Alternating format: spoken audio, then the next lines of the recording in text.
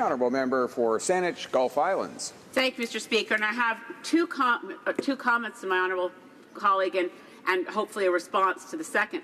The first comment, and I feel honour-bound to say that when the Harper administration brought in the tax credit for use of buses, I opposed it, the Green Party opposed it, because it didn't put a single additional bus on the road. What it did was give people who were taking public transit anyway and who were already in an income bracket to benefit from a tax credit. It gave them that benefit, which was very valuable to many people, but did not contribute to reducing greenhouse gases. And an analysis of that bus tax credit was that the cost per ton in reductions of greenhouse gases was so inefficient that it cost $1,000 per ton. So I can't now attack this administration for removing something that I criticized the previous government for bringing in.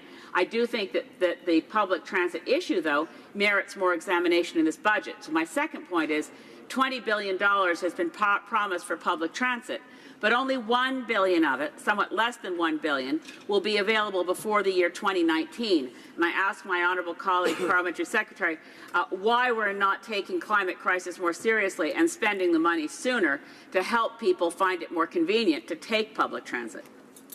Honourable Parliamentary Secretary.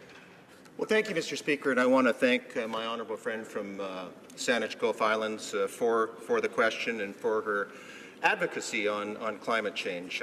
I know that she was an important part of the discussion in bringing the Paris Climate Agreement about as part of the Canadian delegation, and I want to agree with her, Mr. Speaker, that the tax credit for transit ridership was ineffective. It didn't reduce greenhouse gases. It didn't improve ridership.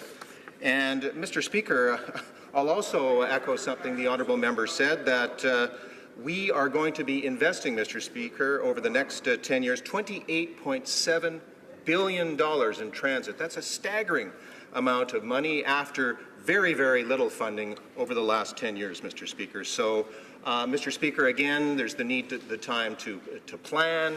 And in Winnipeg, for instance, we have the Southwest Transit Corridor, which is being completed. It's in the planning stages now, and it will be ready for investment in 2018-2019. Thank you, Mr. Speaker.